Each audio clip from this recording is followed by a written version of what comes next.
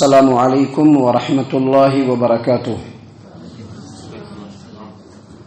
اعوذ باللہ من الشیطان الرجیم. بسم اللہ الرحمن الرحیم. یا ایہا الذین آمنوا لا تقربوا الصلاة وانتم سکارى حتى تعلموا ما تقولون ولا جنبا الا عابري سبيل حتى تغتسلوا وَإِن كُنتُم مَّرْضَىٰ أَوْ عَلَىٰ سَفَرٍ أَوْ جَاءَ أَحَدٌ مِّنكُم مِّنَ الْغَائِطِ أَوْ لَامَسْتُمُ النِّسَاءَ فَلَمْ تَجِدُوا مَاءً فَتَيَمَّمُوا صَعِيدًا طَيِّبًا فَامْسَحُوا بِوُجُوهِكُمْ وَأَيْدِيكُمْ إِنَّ اللَّهَ كَانَ عَفُوًّا غَفُورًا. محترم سامعین کرام، سورۃ النساء سورہ نمبر 4 اور اسی سورت سے ابھی آپ کے سامنے آیت نمبر 43 تلاوت کی گئی.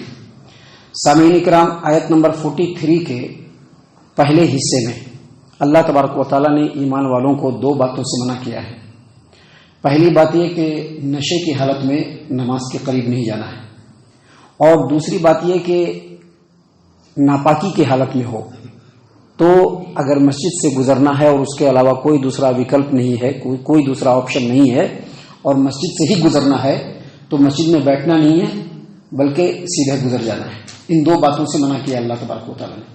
دیکھیے، اللہ تبارک و تعالیٰ نے فرمایا یا ایھا الذین آمنوا لا تقربوا الصلاة وانتم سکارى. اے ایمان والو، نشے کی حالت میں نماز کے قریب مت جاؤ. حتی تعلموا ما تقولون، یہاں تک کہ جو زبان سے بات نکل رہی ہے اس کو سمجھنے لگو. یعنی جب تک ایسی حالت رہے نشے کی کہ جو بول رہا ہے وہ سمجھ نہیں پائے گا، جب تک نماز کے قریب نہیں جانا ہے.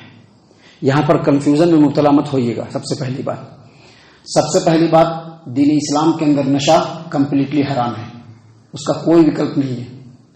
نشہ کرنے والا آدمی اللہ تبارک و تعالیٰ کی نظر میں انتہائی مبغوض ہے، اور جو انسان نشہ کرتا ہے اس کے بارے میں، جو نشے کا عادی ہے، کسی بھی اعتبار سے جو آدمی نشے کا عادی ہے، اس کے بارے میں اللہ کے رسول صلی اللہ علیہ وسلم کی حدیث ہے کہ اللہ تبارک و تعالیٰ نے اس کے اوپر جنت کو حرام قرار دیا ہے.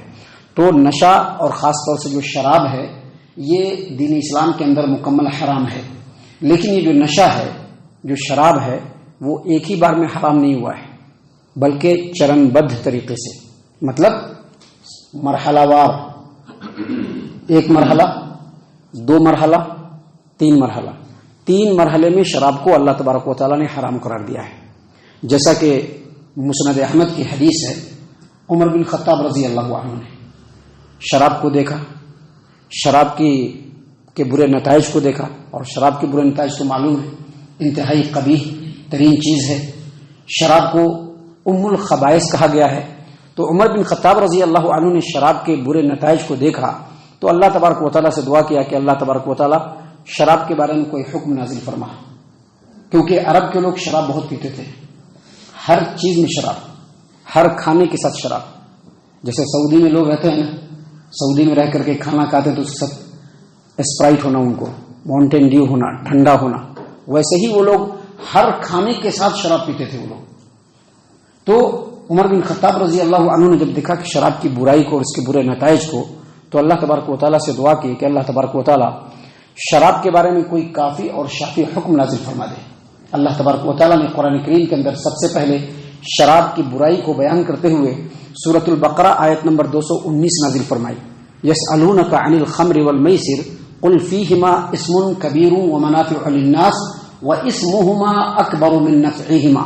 یہ سب سے پہلی آیت کریمہ ہے جو شراب کی برائی کو بیان کرنے کے لیے اور شراب کے پینے کو کنڈیم کرنے کے لیے اللہ تبارک و تعالیٰ نے نازل کیا. آیت کریمہ کا مطلب یہ ہے کہ اے محمد صلی اللہ علیہ وسلم، لوگ آپ سے شراب کے بارے میں پوچھتے ہیں، آپ ان سے کہہ دیجئے قل فیہما اسم کبیر، شراب کے پینے میں بہت بڑا گناہ بھی ہے. قل فیہما اسم کبیر ومنافع للناس، اور اس میں لوگوں کے لیے نفع بھی ہے. نفع ہے نہیں؟ شراب میں نفع ہے کہ نہیں ہے؟ شراب میں نفع ہے. دیکھیے، لاک ڈاؤن ہوا تھا، سب چیز بند کر دیا لیکن شراب بند نہیں ہوا تھا. دوسرے دکانوں پر کیوں نہیں لگا سکتے ہیں، لیکن شراب کے دکان پر کیوں لگانے کی اجازت دیا تھا گورنمنٹ نے؟ یاد ہے نا آپ لوگوں کو؟ اللہ تبارک و تعالیٰ نے اسی لیے بتلایا، اسی لیے اللہ، کیونکہ اس کو بیچنے کے بعد بڑے نفع ملتے ہیں. جو اس کا عادی اور رسیہ ہوتا ہے اس کو تو پینا ہی پڑے گا، اور اس کے لیے وہ کچھ بھی کرنے کے لیے تیار ہے، بھیک مانگنے کے لیے بھی تیار ہے، کسی چیز کو بیچ دینے کے لیے بھی تیار ہے، جوا کھیلنے کے لیے بھی تیار ہے، ہر برا کام کرنے کے لیے تیار ہے۔ اور جب وہ خریدے گا تو جو بیچے گا اس کو تو نفع ملے گا نا۔ تو اللہ تبارک و تعالیٰ نے اسی لیے فرمایا، یہ پہلا مرحلہ تھا جب شراب کی برائی کو اللہ تبارک و تعالیٰ نے بیان کیا، کہا کہ لوگ اے نبی صلی اللہ علیہ وسلم آپ سے شراب کے بارے میں پوچھتے ہیں، آپ ان سے کہہ دیجئے فیہما اسم کبیر، شراب کے بارے میں اور جوا کے بارے میں پوچھتے ہیں، آپ ان سے کہہ دیجئے کہ ان دونوں کے اندر فیہما اسم کبیر، بہت بڑا گناہ ہے، ومنافع للناس، اور لوگوں کے لیے نفع بھی ہے، واسمہما اکبر من نفعہما، لیکن شراب اور جوا کا جو نقصان ہے اور جو اس کا گناہ ہے اس کے منافع سے زیادہ ہے، یعنی منافع تو کچھ بھی نہیں اس کے مقابلے میں جو اس کا گناہ ہے۔ پہلی مرتبہ جب آیت کریمہ نازل ہوئی تو اللہ کے رسول صلی اللہ علیہ وسلم نے سیدنا عمر بن خطاب رضی اللہ عنہ کو بلایا اور یہ آیت کریمہ ان کے سامنے تلاوت کر دی۔ آیت کریمہ کو سنا، پھر سے ہاتھ اٹھایا اللہ تبارک و تعالیٰ کی بارگاہ میں، اے اللہ تبارک و تعالیٰ شراب کے بارے میں کوئی کافی اور شافی حکم نازل فرما۔ تو اللہ تبارک و تعالیٰ نے دوسرے مرحلے میں اسی آیت کریمہ کو نازل فرمایا، یا ایھا الذین آمنوا لا تقربوا الصلاۃ وانتم سکارى حتى تعلموا ما تقولون، اے ایمان والو نشے کی حالت میں نماز کے قریب نہ جاؤ یہاں تک کہ نشہ بالکل ختم ہو جائے، اور تم جو بولتے ہو وہ تم سمجھنے لگو، جب تک یہ حالت نہ ہو تم نشے کی حالت میں نماز کے قریب نہ جاؤ۔ اب تو بات سمجھ میں آ گئی نا کہ ابھی شراب حرام نہیں ہوا تھا، شراب کمپلیٹ حرام نہیں ہوا تھا۔ یہ آیت کریمہ نازل ہوئی، اللہ کے رسول صلی اللہ علیہ وسلم نے عمر بن خطاب رضی اللہ عنہ کو بلایا اور بلا کر کے آیت کریمہ ان کے سامنے تلاوت کی تو انہوں نے پھر سے ہاتھ اٹھایا، اے اللہ تبارک و تعالیٰ ابھی اطمینان نہیں ہوا ہے، کیونکہ شراب کو اس میں بھی حرام نہیں قرار دیا گیا ہے، شراب کے بارے میں کافی اور شافی حکم نازل فرما۔ تو اللہ تبارک و تعالیٰ نے قرآن کریم کے اندر سورۃ المائدہ آیت نمبر 90 91 90 پر 1 یہ دو آیت کریمہ نازل فرمائی۔ اللہ تبارک و تعالیٰ نے فرمایا، یا ایھا الذین آمنوا انما الخمر والمیسر والانصاب والازلام رجس من عمل الشیطان فاجتنبوه لعلکم تفلحون، اے ایمان والو شراب، جوا، بت اور پانسے یہ ناپاک کام اور شیطانی عمل ہے، اس سے بچو، اس سے دور رہو تاکہ تم کامیاب ہو جاؤ۔ بالکل دو ٹوک انداز میں اللہ تبارک و تعالیٰ نے حرام قرار دیا۔ اس کے بعد والی آیت میں اللہ تبارک و تعالیٰ نے فرمایا، انما يريد الشيطان ان يوقع بينكم العداوة والبغضاء في الخمر والميسر ويصدكم عن ذكر الله وعن الصلاة فهل انتم منتهون، شیطان تو یہ چاہتا ہے کہ شراب اور جوئے کے ذریعے سے تمہارے درمیان بغض و عداوت ڈال دے اور تم کو اللہ کے ذکر سے غافل کر دے، لہذا اگر تم ایمان والے ہو تو شراب اور جوئے سے دور رہنا تمہارے لیے بالکل ضروری ہے۔ جیسے ہی یہ دونوں آیت کریمہ نازل ہوئی، عمر بن خطاب رضی اللہ عنہ کو بلایا گیا، دونوں آیت کریمہ پڑھ کر کے سنائی گئی تو انہوں نے کہا، انتہینا یا رب، اے رب ہم لوگوں نے، اے میرے رب ہم لوگوں نے شراب کو چھوڑ دیا، ہم لوگوں نے شراب کو چھوڑ دیا، اب ہم لوگ شراب بھی نہیں پیئیں گے اور جوا بھی نہیں کھیلیں گے۔ تو یہ 3 مرحلے میں شراب حرام ہوا، لہذا یہ جو ابھی آیت کریمہ آپ کے سامنے پڑھی گئی یہ دوسرا مرحلہ ہے۔ ابھی جو ہے شراب مکمل حرام نہیں ہوا تھا، تو اللہ تبارک و تعالیٰ نے لوگوں کو روکا اور کہا کہ یا ایھا الذین آمنوا لا تقربوا الصلاۃ وانتم سکارى حتى تعلموا ما تقولون، اے ایمان والو نشے کی حالت میں نماز کے قریب نہ جاؤ، اس وقت تک نہ جاؤ جب تک کہ جو تم بولتے ہو خود سے سمجھنے نہ لگو۔ سامعین کرام، اس آیت کریمہ کی تفسیر میں امام ابو داؤد نے سنن ابی داؤد کتاب الاشربہ باب تحریم الخمر کے اندر ایک روایت نقل کیا کہ جب یہ آیت کریمہ نازل ہوئی، جب بھی نماز قائم ہوتی ہے، ابھی جیسے فجر کی نماز کھڑی ہوئی نا، سارے لوگ کھڑے ہوئے، امام صاحب آ کر کے مصلی پر بیٹھے، سارے لوگ کھڑے ہوئے، تو جب نماز قائم کی جاتی تو اللہ کے رسول صلی اللہ علیہ وسلم کی طرف سے ایک اعلان کرنے والا اعلان کرتا، کیا اعلان کرتا؟ کہ جو لوگ نشے کی حالت میں ہیں وہ نماز کے قریب نہ جائیں، وہ لوگ چلے جائیں۔ تو محترم سامعین کرام، یہ آیت کریمہ اس وقت کی ہے جب نازل ہوئی تھی، جب شراب کمپلیٹلی حرام نہیں ہوا تھا، اس کی برائی کو، اس کی قباحت کو اور اس کی خرابی کو لوگوں کے سامنے واضح کیا جا رہا تھا۔ یہ جو آیت کریمہ ہے، آیت کریمہ کا پہلا ٹکڑا، یا ایھا الذین آمنوا لا تقربوا الصلاۃ وانتم سکارى حتى تعلموا ما تقولون، اس کی شان نزول میں ایک روایت ہے، کیوں نازل ہوئی آیت کریمہ؟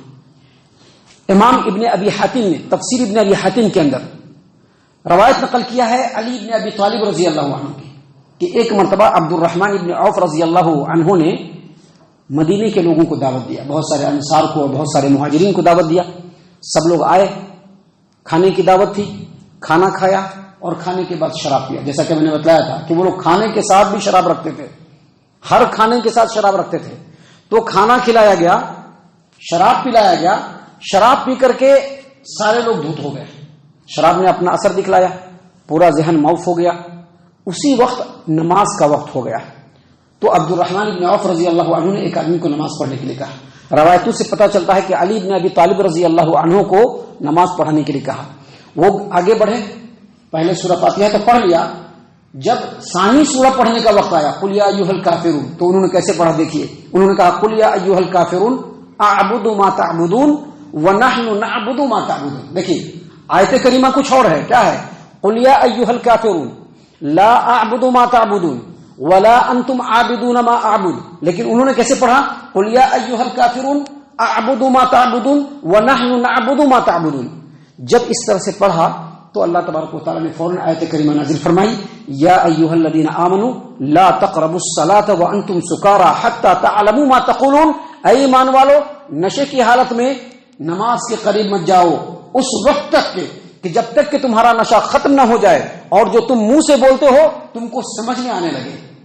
دراصل یہ ایک شرابی کی بہترین اس کا ڈیفینیشن ہے، اس کی بہترین وضاحت. کیونکہ ایک آدمی جو شرابی ہوتا ہے، جب شراب پی لیتا ہے اور شراب جب اس کے ذہن کو، اس کے عقل کو بالکل معاف کر دیتا ہے، اس کے اوپر شراب کا نشہ بالکل چھا جاتا ہے، تو وہ کیا بولتا ہے اس کو خود پتہ نہیں چلتا ہے. کبھی کچھ بولے گا، کبھی کچھ بولے گا، جو بولے گا اس کو پتہ نہیں چلے گا. ہر چیز بالکل کلامیلی ہو جائے گا. اسی لیے اللہ تبارک و تعالیٰ نے منع کیا کہ شراب پینے کی حالت میں نماز کے قریب نہ جانا، کیونکہ جو تم پڑھو گے تم کو بالکل پتہ نہیں چلے گا. لیکن آج یاد رکھیے شراب حرام ہے. ایک مسلمان شراب پینا تو بہت دور کی بات ہے، شراب بیچ بھی نہیں سکتا ہے. شراب بیچ بھی نہیں سکتا ہے. شراب بیچنا تو بہت دور کی بات ہے. شراب بیچنا تو بہت دور کی بات ہے. کسی کے لیے شراب خرید کر کے لے بھی نہیں جا سکتا ہے. شراب خریدنا بھی بہت دور کی بات ہے. ایک آدمی شراب خرید لے، بہت گہرا دوست ہے، ایک کام کرو اپنی گاڑی کے ڈکی میں رکھ لو، لے کے چلے جا، ہمارے گھر پر دے دینا. وہ بھی نہیں کر سکتے. شراب پینے والا، پلانے والا، شراب کو خریدنے والا، شراب کو بیچنے والا، شراب کو اٹھا کر کے اپنے جگہ پر پہنچانے والا، شراب کا کام کرنے والا، یہ تمام کے اوپر اللہ تبارک و تعالیٰ نے لعنت فرمائی ہے. لہذا آج مسلمان شراب کو چھو بھی نہیں سکتا. یہ اس وقت کی بات ہے جب شراب ابھی حرام نہیں ہوا تھا. محترم سامعین کرام، اس بات کو بیان کرنے کے بعد اللہ تبارک و تعالیٰ نے فرمایا ولا جنبا الا عابری سبیل ولا جنبا الا عابری سبیل حتى تغتسلوا. اور اگر ناپاکی کی حالت میں ہو، کیسے بھی ناپاک ہو گیا، رات میں سویا ہوا تھا، احتلام ہو گیا، یا شوہر بیوی نے اپنی ضرورت کو پورا کیا، ناپاک ہو گئے. ناپاک ہونے کی حالت میں مسجد کے اندر نہیں آنا ہے. مسجد کے اندر نہیں آ سکتے ہیں آپ. ناپاکی کی حالت میں مسجد کے اندر نہیں آ سکتے. لیکن اگر ایسا معاملہ ہو کہ مسجد سے ہی گزر کر کے جانا ہے، دوسرا کوئی آپشن نہیں ہے، دوسرا کوئی وکلپ نہیں ہے، تو اس دروازے سے گزرنا ہے اور اس دروازے سے نکل جانا ہے. جیسا کہ اس سلسلے میں تفسیر ابن ابی حاتم کے اندر عبداللہ ابن عباس رضی اللہ عنہما نے آیت کریمہ کی تفسیر میں کہا. آیت کریمہ ایک بار پھر سن لیجیے ٹکڑا. ولا جنبا الا عابری سبیل حتى تغتسلوا. اور ناپاکی کی حالت میں مسجد کے نماز کے پاس بھی نہ جاؤ جب تک کہ غسل نہ کر لو. یعنی جب تک غسل نہیں کرو نہیں جا سکتے ہو. غسل کرنے کے بعد جب پاک ہو جاؤ گے تبھی آنا. آیت کریمہ کی تفسیر میں عبداللہ ابن عباس رضی اللہ عنہما نے کہا کہ اگر مسجد میں گزرنا ضروری ہی ہو، اگر مسجد میں گزرنا ضروری ہی ہو تو گزر جاؤ، وہاں پر رکنا نہیں، بیٹھنا نہیں، کیونکہ ناپاکی کی حالت میں مسجد کے اندر نہیں جا سکتے ہیں. آیت کریمہ کے اس تفسیر کو جو بیان کیا عبداللہ ابن عباس رضی اللہ عنہما نے، اس کی تائید میں ایک اور تفسیر ہے جس کو امام حافظ ابو جعفر ابن جریر طبری رحمہ اللہ نے تفسیر الطبری کے اندر یزید بن ابی حبیب کے قول کو نقل کیا ہے. وہ کہتے ہیں کہ نبی صلی اللہ علیہ وسلم کے زمانے میں بعض انصار و مہاجرین کے جو گھر تھے وہ اس کا کوئی دروازہ نہیں تھا، مسجد کے اندر سے ہی ہو کر کے جانا تھا، کوئی دوسرا دروازہ نہیں تھا، اور گھر کے اندر پانی بھی نہیں ہوتا تھا.